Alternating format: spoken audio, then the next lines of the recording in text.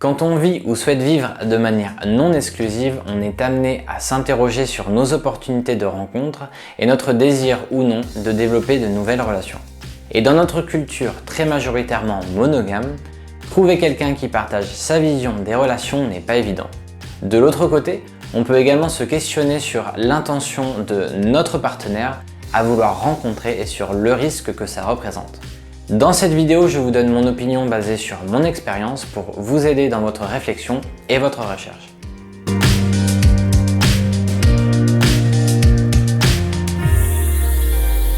Je m'appelle Romain, j'aime expérimenter différentes façons de penser pour développer l'amour et l'esprit que je vous partage pour élargir votre champ des possibles. Ça serait cool de faire de belles rencontres comme dans les films en se rentrant dedans au détour d'une rue. Mais dans la vraie vie, ça se passe pas vraiment comme ça et le hasard ne suffit pas toujours. Notre mode de vie personnel et professionnel peut également réduire nos opportunités que l'on n'arrivera pas toujours à identifier ou à saisir si l'on manque de courage ou d'estime de soi. Et si vous vivez de manière non exclusive, cette probabilité n'est pas forcément la plus grande puisque vous n'avez peut-être pas envie d'en parler et que tout votre entourage soit au courant. Personnellement, je vis dans ce paradoxe où en théorie je suis libre de pouvoir exprimer mes sentiments aux personnes qui m'attirent, mais en pratique je ne le fais pas car ce serait souvent inapproprié. Dans notre culture, assumer le polyamour au quotidien n'est pas forcément évident. Donc quand on a envie de faire des rencontres, c'est souvent plus facile de chercher à l'extérieur de son entourage personnel et professionnel. Les groupes et les applications de rencontres nous permettent de filtrer nos recherches pour trouver des personnes qui partagent notre vision des relations et avec qui nous pouvons plus facilement être nous-mêmes. Mais cette recherche peut être mal perçue. Déjà, ça ne fait pas romantique de dire qu'on s'est rencontrés sur internet, et quand vous êtes déjà en relation non exclusive, vos amours pourraient vivre votre recherche comme une menace potentielle ou une manière de trouver mieux ailleurs.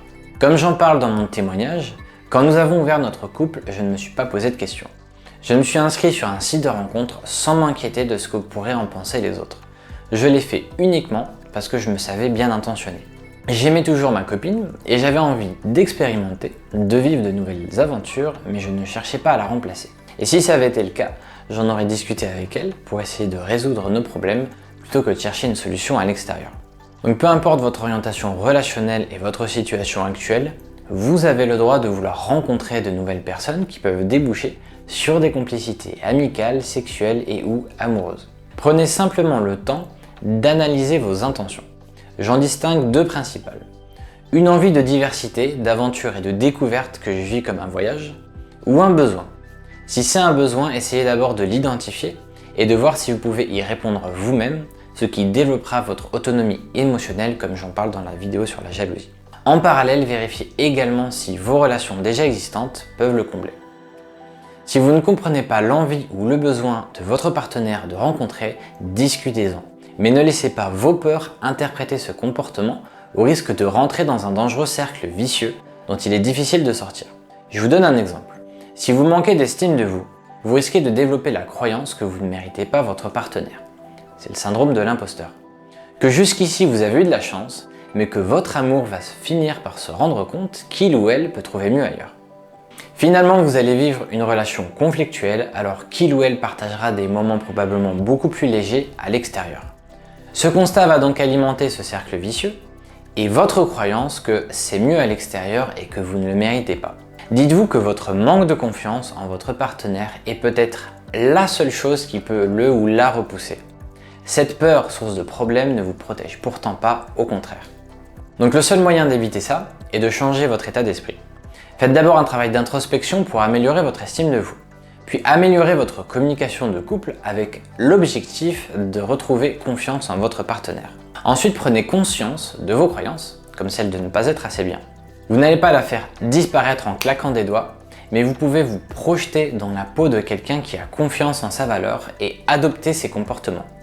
Dites-vous également que tout ce qui peut vous arriver dans vos relations sera forcément, pour vous deux, la meilleure chose qui puisse être. Vous n'aurez plus peur, donc vous sortirez des conflits et vous retrouverez un climat idéal à l'épanouissement de vos relations. Et si malgré tout votre partenaire vous quitte, ne le prenez pas personnellement car ça n'enlève rien en votre valeur. Si ça vous plaise, c'est peut-être que vous étiez plus attaché à l'amour qu'il ou elle a pour vous et ce que ça représente. Mais vous méritez tous les deux de vivre une relation heureuse. Et si malgré vos efforts celle-ci n'est pas satisfaisante, la séparation est véritablement ce qu'il y a de mieux pour vous deux. Donc n'ayez pas peur des rencontres de votre partenaire, car s'il ou elle vous aime, il ou elle n'a simplement aucune raison de vous quitter, d'autant plus que vous lui laissez la liberté de vivre ses sentiments avec les autres. L'envie de faire de nouvelles rencontres peut être quelque chose de cyclique. Avec le recul, je peux faire une analogie entre mon expérience des rencontres et celle des jeux vidéo. Il y a d'abord eu une phase pendant mon adolescence où l'accès à une console était plus ou moins restreinte ou interdite. J'enviais ceux qui pouvaient le jouer quand ils le voulaient. Ce contrôle parental était peut-être une bonne chose dans mon éducation, mais en tout cas, il attisait mon désir de jouer jusqu'à parfois devenir obsessionnel. Plus tard, quand j'ai vécu seul, j'ai pu profiter de la liberté d'avoir ma console et de jouer quand je le voulais. À ce moment-là, on a tendance à surconsommer. Enfin, quand on s'habitue à cette autonomie et que l'objet de nos désirs n'est plus interdit, on se régule naturellement et on retrouve un équilibre. Mon expérience de la monogamie puis du polyamour suit le même schéma. Et aujourd'hui, il m'arrive de ne pas rencontrer du tout pendant des mois, puis d'en ressentir plus ou moins l'envie par moment. Ça dépend également du temps que je peux y consacrer, car la priorité reste ma vie personnelle, familiale, professionnelle et mes relations déjà existantes, amicales, amoureuses et ou sexuelles. Spontanément, je constate que les polyamoureux se conseillent entre eux de rencontrer d'autres polyamoureux ou polyamoureuses qui partageront la même façon de vivre et les mêmes valeurs, a priori incompatibles avec les monogames. Et inversement pour ceux-ci qui ne se poseront même pas la question tellement la réponse est évidente. En théorie, je suis d'accord, mais je trouve cette conception des relations limitante. Comme j'en parle dans la vidéo « Êtes-vous polyamoureux ?» sur notre identité, je pense que nous ne devrions pas nous définir comme monogames, polyamoureux, anarchistes relationnels ou libertins à la recherche d'un semblable, mais plutôt se considérer comme une personne sans étiquette, ayant certaines envies, besoins et attentes, souhaitant trouver quelqu'un de compatible sur ces points. Car jusqu'à preuve du contraire, nos orientations ne sont pas gravées dans notre code génétique. D'ailleurs, ma copine et moi-même en avons changé. Nous n'avons pas découvert à 30 ans que nous étions polyamoureux. Nous avons simplement découvert par hasard qu'il était possible d'aimer plusieurs personnes à la fois. Donc intellectuellement, nous étions d'accord que ce serait une bonne chose de retrouver cette liberté, mais en pratique, nous avons dû apprendre à vivre en polyamour. Ce n'était pas forcément inné pour tous les deux, comme réapprendre un instrument déjà connu comme la guitare, mais en passant de droitier à gaucher. Et si quelqu'un nous avait parlé de polyamour il y a quelques années avant, nous n'aurions peut-être pas eu l'ouverture d'esprit de le considérer, en se pensant simplement être monogame. Si je vous dis tout ça, c'est que si vous limitez vos recherches aux personnes qui se définissent de la même manière que vous allez considérablement restreindre vos possibilités. Il y a une grande différence entre dire « je suis polyamoureux et je cherche une polyamoureuse qui partage mes valeurs » et dire « je souhaite vivre de manière non exclusive avec une femme qui pourrait s'épanouir dans ce type de relation ». Bien sûr, il est très probable que tout soit plus simple et plus fluide avec une personne qui vit déjà dans le même mode relationnel que vous. Et je ne conseillerais jamais les polyamoureux et polyamoureuses d'aller voir tous les monogames qui leur plaisent pour essayer de les convaincre. Il n'y a d'ailleurs personne à convaincre puisque chacun fait bien ce qu'il veut. Mais quand on s'enferme dans une identité, on crée artificiellement une différence, une séparation avec les autres. Cette distance est un terrain propice à la peur et nous empêche de développer de l'amour, de l'empathie ou de la compassion. J'ai rencontré des personnes qui se sont façonnées des personnalités très différentes et qui se définissaient comme étant monogames, polyamoureux, anarchistes relationnels, libertins ou autres. Mais quand on creuse un peu en surface, j'ai remarqué que nous ne sommes pas si différents. La société nous pousse à nous identifier, à nous affirmer, à nous personnaliser et à nous individualiser, mais je pense sincèrement que nous sommes tous reliés par des envies et des besoins fondamentaux similaires. Et qu'en cherchant nos similitudes et ce qui nous unit, plutôt que nos différences, nous aurions beaucoup plus de facilité à nous comprendre et à nous aimer.